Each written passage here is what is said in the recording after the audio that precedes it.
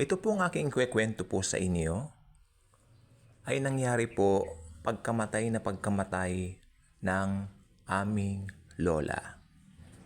So, bago po mamatay ang lola po namin, they called our dad na pumunta na roon sa ancestral house nila because yun nga po, our grandmother naghihingalo.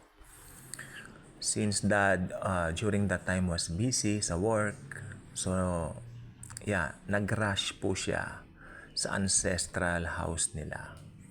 Ginabi po siya ng konti and okay lang po, right in time. Kasi hours, siguro 2 or 3 hours if I'm not mistaken. Mula nung dumating siya, doon po binawian ng buhay yung aming grandmother. At syempre, nandoon po yung kalungkutan. At the same time, yung acceptance na rin dahil yung lola po namin medyo may edad na rin, nakapag-rest na rin, hindi po ba? Yun po maganda roon, naka-rest na po.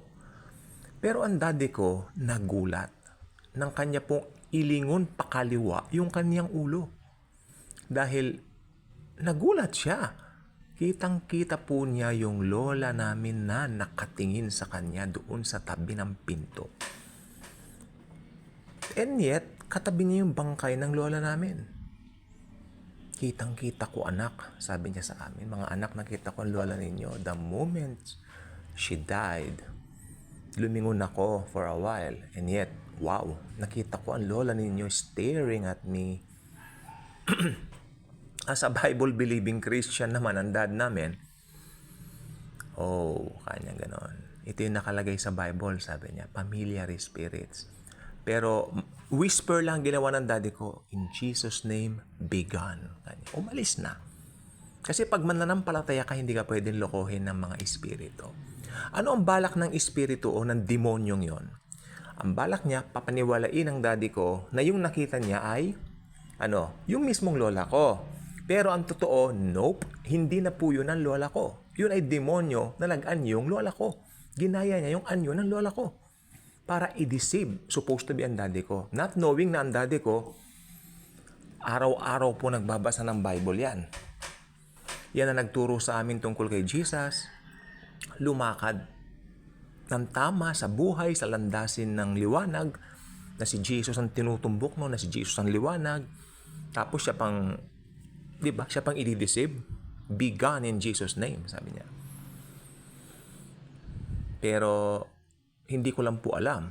Pag yung ibang kamag-anak siguro namin na hindi mananampalataya, wow, maniniwala po. Pero hindi, makinig po kayo mabuti. Meron po akong keyword. Yung mga alam ni Stanas na believers, yun ang kanyang lilinlangin eh. Pero ang problema ni Stanas, hindi niya malilinlang yung mga believers. Kaya nanlinin lang din siya ng mga hindi mananampalataya. Mas marami. Maraming deceive. 'Di ba? Maraming nadideceive ngayon. So, mag-iingat po tayo. Kaya yung sumisilip-silip sa bintana ko na sinasabi nila na lolo ko daw, sabi ni Ate Weng, baka yun yung lolo mo? Nope, ako hindi. Yun mo ay familiar spirits. Yun ay demonyo na nag-aan yung lolo ko na sinisilip ako kunwari sa kwarto. Hindi ba naikwento ko po sa inyo na sinisilip ako sa kwarto? Nakita ng daddy ko yon. Malakas ang third eye ng daddy ko. Tapos, syempre, minsan, naiiwanan din siya sa bahay. Minsan noon, especially, yung bahay namin, dito nga po sa Sampaloc, sabi ko nga po, haunted house po talaga ito, no? Ay marami siyang nakita, especially pag nighttime, may mga naririnig siya, nagkakalampagan. At dito po sa bahay namin ito, dito nga po sa Sampaloc, one time, syempre, pistang patay, hindi po ba? So, karamihan ng mga tao nasa sementeryo. Wala po kami noon, nasa mga sementeryo kami. Walang tao sa bahay.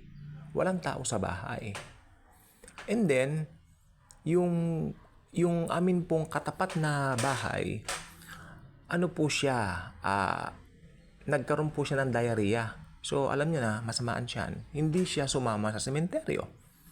Siyempre, baka doon pa magkalat, di ba? Then, nung bandang takip silim na raw, mag-aalas 6 na ng gabi, may nakita siya na babae doon sa bintana raw nakadungaw. Ang nasabi niya, ay, may naiwan pala doon. Akala ko pumunta silang lahat sa sementeryo. May kasama silang baka kamag-anak nila kasi hindi raw niya alam yung muka. At ang sabi niya, nakadilaw na damit. And then, siyempre, kinabukasan, dumating yung kinabukasan, kwento-kwento na. Oh, hindi pala kayo lahat pumunta, may nakadungaw doon na ano. Then, nagtaka na kami. Wala, nakasara yung bahay, sabi namin. It was locked. Dumating kami, nakalock naman. Hindi naman magnanakaw yun kasi nakalock yung bahay, secured lahat. Hindi napagtanto namin na, sabi nila, may spirit, yun na naman. So, bata pa po ako noon, so hindi ko pa po alam yung tungkol sa ganyan. Kasi during that time, nagsisimula pa lang kaming mag-aral ng Bible. Until now, dumating yung time na malaki na po kami, alam na po namin yan, ay familiar spirit. So, mag-iingat po kayo. Kasi ang totoo po ang mga spirits. Ito po ay mga demonyo na nag-aan yung mahal ninyo sa buhay. Tingnan niyo yung pag-atake nila, especially mga Halloween, mga pistang patay. Ganun po sila lumalabas. Kaya yung sinasabing nangangaluluwa, totoo po yun. Nangangaluluwa. Kasi tignan niyo ang paniwala, makinig pong mabuti. Ang paniwala po ng mga tao, especially dito po sa atin, sa buong Pilipinas, at saka sa ibang parte ng mundo, naniniwala na December 31st is Halloween night. So, alam ng demonyo yan, alam ng diablo yan, nakaset sa mind niya yan. So, ang gagawin ngayon ng diablo, okay, Halloween night, okay. So, dadayain ko kayo. Diyan, lalabas siya, espiritu, mga ganon, di ba? Yan. Kaya, while growing, I was 5 or 6. Ang panakot sa amin dati ng mga yaya namin. Oo. Pag ayaw namin matulog ng maaga, yung mga yaya namin sabihin niya, hala, may mga ngaluluwa. Ayan. So matatakot kami, matutulog kami talaga, di ba? Takot ka eh. So tignan ninyo, alam po ba ninyo yung fear? Ginagamit po yan ni Satan to attack people with weak strength, no? Sa kanilang mga sarili. Yung mga walang kalakasan. So, ayan ang sinasabi ko po sa inyo. Kaya, hindi ko po makalimutan yung sinabi. Takam-taka po sila. Wala tayong lahat sa bahay. Yan, nakadungaw, nakadilaw. Oh. And then, marami pa pong ibang kwento doon. Yung isang bali lola na po namin ito kasi tawag po dito, asawa po ito ng aming tiyahin, no? Nanay po ito ng aming tiyahin. Bali tiyahin na rin po namin kasi yung babaeng yon na tiyahin namin, asawa ng uncle namin, totoo. Diba? Yung uncle namin, nakapag-asawa, dumating yung nanay niya. Then, may nakita raw siya na paglabas daw niya ng pinto, nakatingin daw sa kanya isang matandang lalaki. Inignore lang niya, akala niya kasama namin sa bahay. Hindi. So talagang, sabi nung nanay nung auntie ko, bukas ang third eye ko eh. Kaya ako nakikita ko. Pero I'm not in a panic. Kanyang ganun dahil I know, bata pa lang ako, nakakakita na ako. Sabi niya. So, ang magpapanik lang yung mga natatakot. Pero ako po, personally, hinahamon ko, magpakita nga kayo sa akin. Kasi ang dami ko nang naririnig all about you. Gusto ko nga kayong makita. Ayun. Alam niyo po, hindi. May nagsabi po sa akin, isang Kristiyano rin, matapang ka kasi kaya ayaw magpakita sa'yo. Yung mga weak person, yun ang kanilang pinipili na pagpakitahan para lalong madisig. So, mag-iingat po tayo. Pero I thank the Lord Jesus dahil ang daddy ko isang believer, nakita niya talaga yung lola ko, nakatingin daw sa kanya. At ang naisip ng daddy ko, kung ito yung nanay ko na nakatingin sa akin, bakit daw ang tingin ang sama?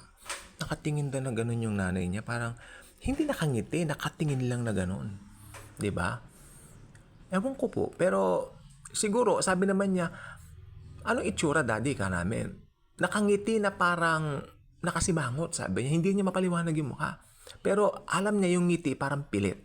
Ayun ang sabi pa niya, sorry. Nakangiti na parang pilit, sabi niya. Kasi kilala ko ang nanay ko, sabi niya. Our mother, pag nakangiti, talagang masarap ngumiti. So, familiar spirits po yun. Ito naman po yung mga paalala ko lang po sa inyo. Lalo na po, talaga may spirit world, may spirit realm. Sinasabi po yan ng Bible. Kaya kung hindi pa kayo nakasubscribe sa ating channel, I invite you to do so. Click the notification bell, share the love of Jesus, share His grace. Thank you, and Jesus truly loves us all.